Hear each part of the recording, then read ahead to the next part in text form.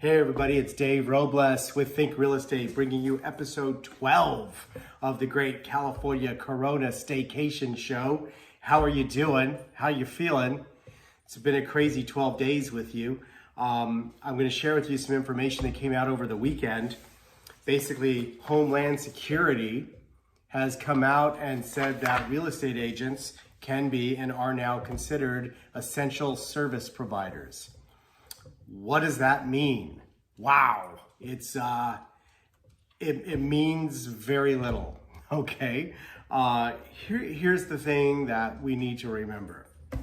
Coronavirus does not care if a human being is considered an essential service provider or not. This does not give any realtor a license to go out and conduct business as usual. And I saw a lot of realtors kind of thinking that it meant that, and it doesn't, okay? How our homes getting sold, we talked about this last week. Yes, in a very unusual, different way. Offers being written prior to a buyer seeing the inside of the house. Lots of virtual tours and video and stuff like that. It is not business as usual. Okay, but we're going to talk about another part of this, which is the finance part, because that's a really kind of interesting situation. Right now, financing is a roller coaster. We talked a little bit about that last week, but I wanted to talk about some other details. Conforming loans, okay? Conforming loans are loans that are under $510,400, okay? If you're buying a house and your loan is under $510,400, you're good. All right. There's a lot of good loan programs out at 3 7/8% attractive interest rate. However, if you're buying a house and your loan is up to, or let's say up to $765,000, so that's between $510,000 and $765,000, then the interest rate bumped up to 4.5%. Not looking too pretty, okay? But still, historic low, okay? The first interest rate I think Jenny and I ever got when we bought our house was 7.5% a long time ago. So these are 4.5% is a great interest rate, okay? Now, if you're buying a house and the loan amount is over $765,000, yeah, you're kind of screwed, because those loans don't exist, and if they do, they're so ugly, you don't want them. So what's happening? How is anybody financing a purchase that requires that kind of loan? Here's how it's being structured. Okay, there's something called a second loan or a HELOC. Those are out there.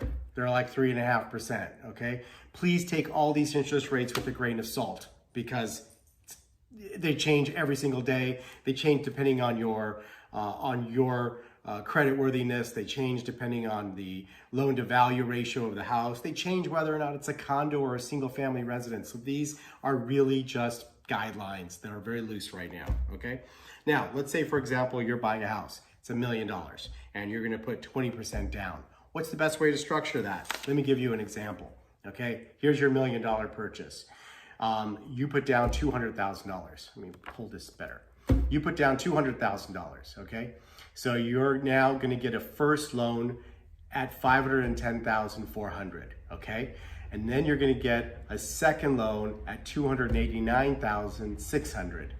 That, together with your $200,000 down payment, adds up to your $1 million purchase.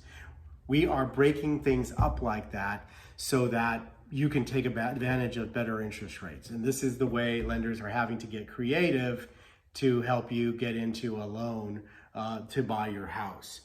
The reality is, in 3-6 months down the road, a year, who knows when, you're going to refinance this loan. This is not the keeper, okay? But this will get you into the house right now. So there you go. There are some creative ways to do the financing. There are some very creative ways to get a home sold. But this is not business as usual. And my advice to anybody is, this is not a time to casually put your house on the market. This is not a time to casually be a shopper for a home. If you absolutely have to sell, or if you absolutely have to buy because of other factors, then theoretically it can be done, okay? And we can do it safely. But this is not a time to be casual about it in the least, all right? There you go. That's the California Corona Staycation episode 12. This information changes a lot. If you have any questions about it, please reach out to me and we'll discuss it in person. In Zoom, because that's what in person is these days, right? In Zoom. And take care of one another, okay? Take care of the people around you. Take care of your neighbor. Take care of your family. And we're going to all get through this just together on the other side. When? Who knows? Take care. Bye.